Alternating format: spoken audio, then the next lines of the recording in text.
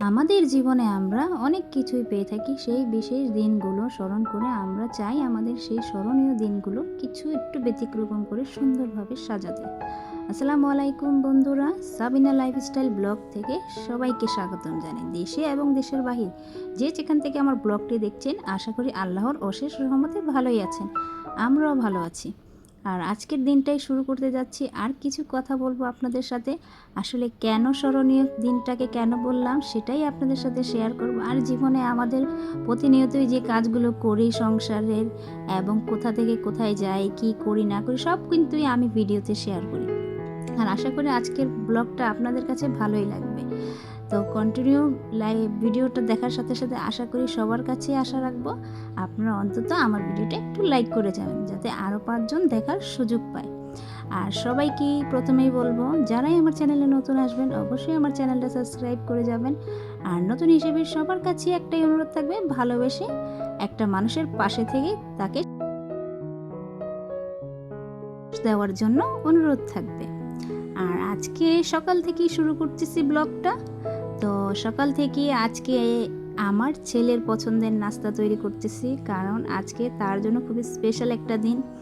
আসলে আমরা চাইলেও অনেক সময় দেখা যায় সেভাবেই কিন্তু স্পেশাল দিনগুলো উদযাপন করতে পারি না। আর মা হিসেবে আমি যতটুকু চেষ্টা করি বাচ্চাকে খুশি রাখার, সেগুলো সবই অবলম্বন করে থাকি। কারণ আমার সাধ্যের মধ্যে যদি আমি কিছু পারি আমার সন্তানকে খুশি দিতে, আনন্দ দিতে, সামান্য কিছু দিয়ে, তাহলে সেটা দিয়ে আমি পিছপা হব কেন। তাই সকাল সকাল তার পছন্দের নাস্তাটা তৈরি করে নিলাম।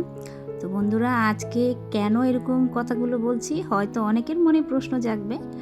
আজকে হচ্ছে আমার ছেলের জন্মদিন, কিন্তু জন্মদিনটা এমন একটা সময় পড়েছে যে আমি কিছুই করতে পারতেছি না, কারণ সামনে তার পরীক্ষা, দুদিন পরে তার পরীক্ষার। এখন যদি কোনো অনুষ্ঠান করতে যাই তখন দেখা যায় অনেকটাই সময় নষ্ট হবে, আর তার লেখাপড়াটা একদম পিছিয়ে পড়বে। কারণ আমার ছেলেটা একটু আনন্দ উল্লাস করতে পছন্দ করে, সেই উদ্দেশ্যে কিছুই করি নাই। কারণ হচ্ছে যে সে আনন্দ উল্লাস করতে গিয়ে তার পড়ালেখার কথা একদমই মাথায় থাকে না। আর মেহমান আসলে দেখা যায় সে মেহমানদের সাথে এতটা ব্যস্ত হয়ে যায়, সে নিজের লেখাপড়াটার কথা সে স্মরণে রাখতে পারে না। তো ছোট মানুষ, কিছুই করার নাই। তার দিক দিয়ে চিন্তা করে আমি আর বেশি কিছু করিনি। চিন্তা করেছি পরীক্ষার পরে হয়তো তার জন্য কিছু না কিছু আয়োজন করে দেব। তাই আজকে তার পছন্দের নাস্তা বানিয়ে তাকে একটু খুশি করে দিলাম। আর আমার ছেলেটা মিষ্টি খাবারটা খুবই পছন্দ করে, তাই তার জন্য সকাল সকালে হালুয়া রুটি তৈরি করে দিয়েছি। এই জন্য সে অনেক খুশি, আর তার খুশিটা দেখে আমার কাছেও খুব ভালো লাগলো। তো আজকে ডাল রান্না করতেছি বন্ধুরা, ডাল রান্না করতেছি কাঁচা আম দিয়ে। তো সেটাই তোমরা দেখলে কিভাবে কেটে দিয়ে দিলাম। আর আজকে চাল কুমড়া দিয়ে মাছ রান্না করব। আসলে কিছু কিছু খাবারগুলো আমরা যদি একটু ব্যতিক্রমভাবে রান্না করি, সেটার টেস্টটা কিন্তু একটু ব্যতিক্রম হলেও খেতে খারাপ লাগে না। আমি সব সময় চেষ্টা করি কিছু না কিছু মিক্স করে রান্না করতে। তারপর রান্না করার পরে দেখি না, খেতে খুবই ভালো হয়েছিল। আর আমার হাজব্যান্ড সবসময় বলে, তুমি যেটাই রান্না করো না কেন আসলে খেতে ভালোই লাগে, আর সবসময় নতুন কিছুই চেষ্টা করো রান্না করতে। আর সেটাই কিন্তু আমি আপনাদের সাথে শেয়ার করি কিভাবে কি করলাম। আর শাক কেটে নিয়েছিলাম, তো আমার ছাদে থেকে শাক নিয়ে এসেছিলাম, সেই শাকগুলো ধুয়ে রেখে দিয়েছি। আর চাল কুমড়োগুলো কেটে নিয়েছি। তো আজকে চাল কুমড়োগুলো রান্না করব। তেলাপিয়া মাছের মাথাগুলো নিয়েছিলাম, কারণ মাথাগুলো দেখা যায় ওইভাবে খাওয়া হয় না, তো আমি রেখে দিই একসাথে রান্না করার জন্য। তো সেই তেলাপিয়া মাছ দিয়ে আজকে চাল কুমড়োটা রান্না করব। আর বাচ্চারা তো জানেনই, খাবারের মধ্যে এতটা অনীহা তাদের থাকে, যেটাই রান্না করি না কেন তারা কিন্তু এই খাবারগুলো খেতে পছন্দ করে না। কিন্তু বড়দের ক্ষেত্রে চিন্তা করে আমি তাদের পছন্দের খাবারটাই রান্না করার চেষ্টা করি।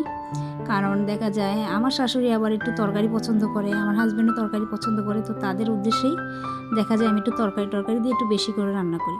আর আমার রেসিপিতে সবসময় দেখবেন শাক সবজিটাই কিন্তু বেশি খাওয়া হয়, কারণ আমার মেয়ের থেকে বেশি আমার হাজব্যান্ড এই জিনিসটা পছন্দ করে। আমার মেয়ে, হাজব্যান্ড, আমার শাশুড়ি তারা কিন্তু শাক সবজিগুলো খুবই পছন্দ করে। তাই আমার মেনুতে প্রতিদিনই কিছু না কিছু রাখি তাদের পছন্দের। আর আমার ছেলে একদম পছন্দ করে না, তার শুধু মাংস পছন্দ, আর মাংস বেশি খেলে স্বাস্থ্য বেড়ে যায়। তো তার দিকে চিন্তা করে আমি এতটা মাংস রান্না করি না, কারণ মোটা হয়ে গেলে দেখা যায় অনেক রোগের সমস্যা দেখা দেয়। তো বাচ্চাদের চিন্তা করে আমি একটু ব্যতিক্রমভাবে আয়োজনগুলো করে নিই। আর তাকে অনেক ফুসলিয়ে ফাসলিয়ে খাবারের সময় তাকে খাবারগুলো খাওয়াতে হয়। ছেলে মানুষের একটু মাকে মনে হয় একটু বেশি বিরক্ত করে। আর মেয়েদের ক্ষেত্রে দেখা যায় মেয়েদেরকে যা দিবেন তারা তাই খুশি মনে খেয়ে ফেলবে। তো এইভাবে আমি রান্নাগুলো করে আপনাদের কাছে, তো আশা করি। আর ছেলে তো এই খাবারটা পছন্দ করে না, তাই তার জন্য একটু অন্যরকমভাবে চিংড়ি মাছ রান্না করব। এটা রান্নার পরে আমি সেই রান্নাটা করব। আসলে আমরা মারা কিন্তু দেখা যায় অনেক সময় বাচ্চাদের ক্ষেত্রে দেখা যায় ধৈর্যটা রাখতে পারি না, কারণ বাচ্চারা দেখা যায় অনেক দুষ্ট হয় কিংবা খাবারে অনীহা দেখায়। তখন কিন্তু সারাদিনের পরিশ্রমের পরে যখন বাচ্চারা দেখা যায় একটু মর্জি করে, তখন কিন্তু ভাল লাগে না, কারণ এত কষ্ট করে রান্না করেছি। তখন তাদের ক্ষেত্রে খাবারটা সামনে দিলে তারা একদম অনীহা দেখায়। তারপর কি আর করার, তারপরও চেষ্টা করি তাদের পছন্দের কিছু না কিছু আইটেমে রাখতে। কারণ সবাইকে তো খুশি রাখতে হয়, বাচ্চা থেকে বড় সবার খুশির চিন্তা করি কাজ করে থাকি। তাই হয়তো সংসার জীবনে অনেক সুখে শান্তিতে আছি, কারণ দেখা যায় নিজের পছন্দের কিছুই না করতে পারলেও সবার পছন্দের কিছু না কিছু করে সবাইকে খুশি রাখার মধ্যে আমি মনে করি আমার আনন্দটা। এই যে আমার মাছের রেসিপিটা হয়ে গিয়েছে। তো রান্নাটা ছিল আগের ভিডিও, তো তোমাদের সাথে এখন শেয়ার করলাম। তো সবাই বলেছিল রান্নাটা নাকি তাদের কাছে খুবই ভালো লেগেছিল। তো এই পর্যায়ে আমার ছেলের পছন্দের জন্য চিংড়ি মাছ রান্না করব। তো চিংড়ি মাছটা আমি কাছে থেকে দুন্দুল নিয়ে এসেছিলাম, দুন্দুল আলু দিয়ে রান্না করব। তো এই রেসিপিটা আমার ছেলে খুবই পছন্দ করে, কারণ চিংড়ি মাছটা যেভাবে রান্না করে দেয় সেভাবেই সে খুবই পছন্দ করে। তাই চিন্তা করলাম একটু সবজি দিয়ে রান্না করে দিই, কারণ সে সবজি একদমই খেতে চায় না। তাই সবজি দিয়ে রান্না করেছি, আর সবজিটা তার কাছে খুবই ভালো লেগেছিল। সে বলে যে ম্যাম মাঝে মধ্যে এরকমভাবে রান্না করবা, যেটা আমি পছন্দ করি। তো তার পছন্দের পাশাপাশি পুষ্টিকর খাবারটাও তাকে দিতে পারি, তো সেই জন্য আমার কাছেও খুবই ভালো লাগে। তো এই পর্যায়ে আমি রান্না করে নিয়েছি চিংড়ি মাছের রেসিপি। আসলে খেতে খুব ভালো হয়েছিল রেসিপিটা। আর সব শেষে একটা কথা সব সময় বলে যাব, যে আপনারা সব সময় পাশে আছেন বিতাই কিন্তু এই পর্যন্ত এগিয়ে এসেছি, আর আশা করি সামনেও আপনারা সবাই পাশে থাকবেন। তো আজকে আমার হাজব্যান্ড একটা বাঙ্গি নিয়ে এসেছে। তো আমার আবার বাঙ্গি টাঙ্গি একদমই পছন্দ না, তো সেই জন্য আমার হাজব্যান্ড বলতেছে দেখো আমি আজকে কেটে তোমাকে এমন সুন্দর করে দিব, তুমি একবার খেলে আর একবার খেতে চাইবে, খুবই ভালো লাগে। তার এই জিনিসটা পছন্দ, সে মনে করতেছে যে আমারও ভালো লাগার জন্য কিছু না কিছু করে দেখাতে পারে। তো সেই জন্য সে কেটে আমাকে বলতেছে যে আমি কেটে এগুলো চিনি দিয়ে তোমাকে দিব, দেখো খেতে কত মিষ্টি লাগবে, তুমি বলো মিষ্টি লাগে না। আসলে অনেকেই কিন্তু এই খাবারটা কিন্তু খুবই পছন্দ করে মিষ্টি না হলেও, কিন্তু আমার কাছে কেন জানি মনে হয় এই খাবারটা একটু টেস্টি না। কিন্তু আমার হাজব্যান্ডের এই জিনিসটা অনেক পছন্দ, সে বলতেছে আজকে আমি এগুলো কাটবো তারপর তোমাকে দিব, তুমি খেয়ে দেখো কত মজা লাগে। তো বললাম ঠিক আছে, তুমি যখন কাটতেছো তো কাটো, কিন্তু আমার যে জিনিসটা পছন্দ না সেই জিনিসটার প্রতি আমার একদম ভক্তি আসে না। কিন্তু তারপর হাজব্যান্ডকে খুশি করতে চিন্তা করলাম, দেখি আজকে উনি এত কষ্ট করে আমার জন্য এটা কেটে প্রসেস করতেছে আমাকে খাওয়ানোর জন্য, তো ঠিক আছে আমি একটু খাবো। তো আমি 2-3 পিস খেয়েছিলাম, কিন্তু আমার কাছে কেনই জানি মনে হয় এটা ভালো লাগে না। ওই চিনিটা যতক্ষণ থাকে মুখে মিষ্টিটা ততক্ষণই ভালো লাগে, তারপরে কিন্তু আমার কাছে এই ফলটা একদম পছন্দ না। তারপরে সন্ধ্যায় আবার ছেলের পছন্দের মোমোস তৈরি করে নিলাম।